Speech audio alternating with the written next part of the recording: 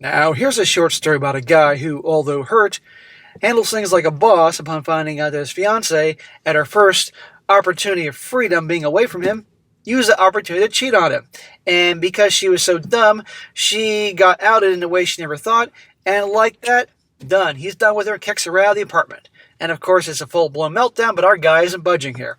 And it goes to show you guys how you gotta handle things like this. Because if he didn't, and fell for her waterworks and crocodile tears and all that nonsense, she would have done it again down the road.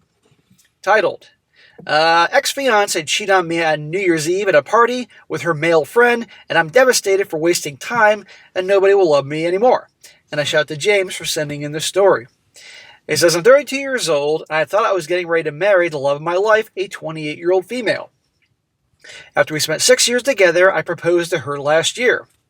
We had so many good life experiences together, and I thought she was going to be my soulmate, but now I regret even thinking about that. 6 years. That's some time in there before he asked her to marry him. Which goes to show you, while I do strongly stand by the fact that you should spend time getting to know your girl, no guarantee.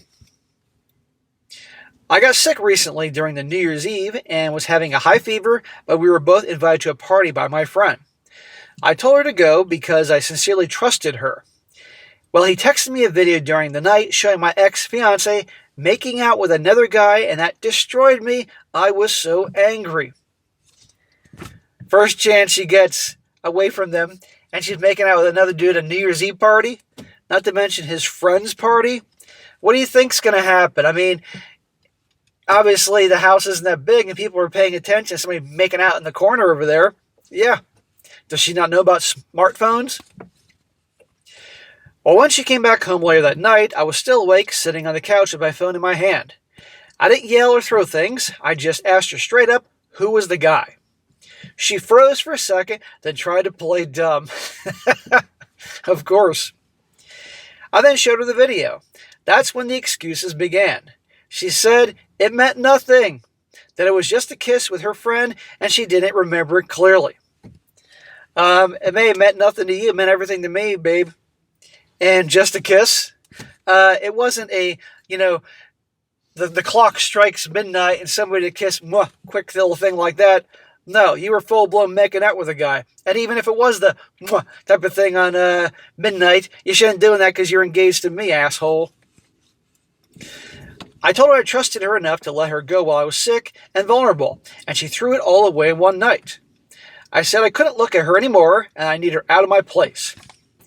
She started crying, saying it was late, asking where was she supposed to go. Not my problem. You're 28 years old. You'll figure it out. Now that's when something inside of me snapped. I told her to grab what she could and get the fuck out. Yeah, dude. I wasn't going to sit there all night listening to her apologies and didn't change what she did. This wasn't a mistake. It was a choice. Yes, exactly. But they always say it's a mistake. Or blame it on the alcohol or some damn thing. Well, she packed a bag, still crying, still trying to hug me, and I stepped back. I watched her walk out the door and drive off into the night. The silence afterwards was brutal. I didn't feel strong or proud. I felt wrecked. I don't know if anybody will love me again, but I do know I couldn't stay with someone who could do that to me and come home like nothing happened. And there you go, guys. So clearly he's deeply hurt here. But regardless of that, he still booted her out because he knew you can't be with someone like that. You can't trust him, would do that just like that. And the worst whole thing is when he brought up to her, she played dumb. Downplay it like it was no big deal. No. And the thing is, guys, a lot of guys will, because they're so deeply attached, in love, attached, what do you want to call it, to their girl, they can pull crap like this, and they'll hear the waterworks, they'll hear the excuses, try to come up with any excuse so they don't have to lose the girl, and then they would keep her, and down the road, she'd do the same darn thing.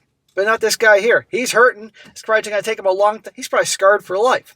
This may make him debate the whole big picture going for about getting married and all that, but regardless, and he thought he knew her. Nope, he did not. And I have a hard time believing that after 6 years, this was the first and only time something like this happened here. I mean, I could be wrong, but usually I'm not.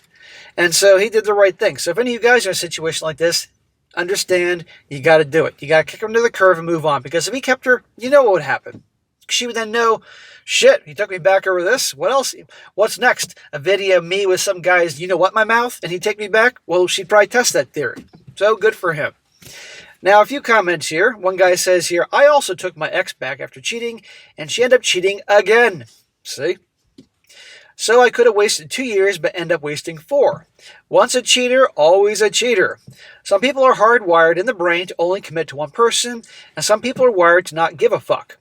It sucks as happened to you, but you definitely are someone you will love again.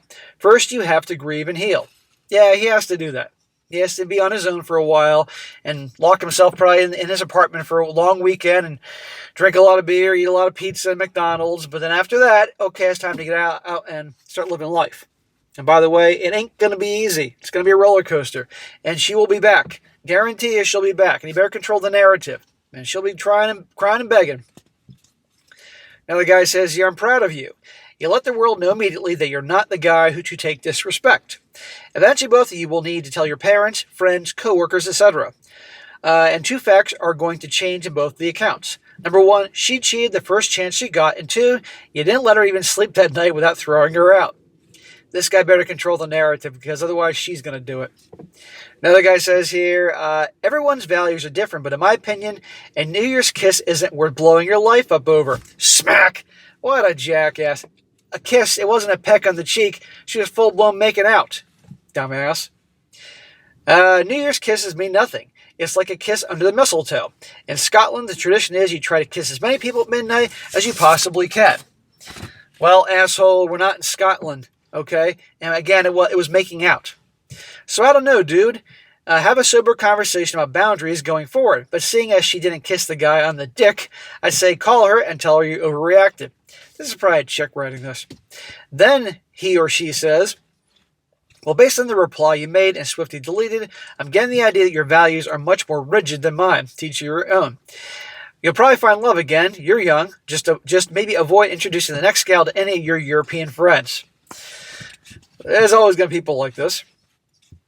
And last one, this is longer. Guy says, hell yes. First, pat yourself on the back. Seriously, you're a real man who won't let a woman walk all over him. I love reading the end of your post. That's exactly what you should have done. Good job. You got a good head on your shoulders, and it's crazy to think nobody will love you. Trust me, you have nothing to worry about. You'll definitely find love again, I promise. I can tell based on your post alone. Well, this is the one thing I'm concerned about. This guy's so in need of love, which usually that comes from guys that probably didn't get enough growing up from their family. They could end up rushing things or making the mistake. But then again, he kicked her to the curb regardless, so just be careful. And if you want real love, get a dog or get a cat.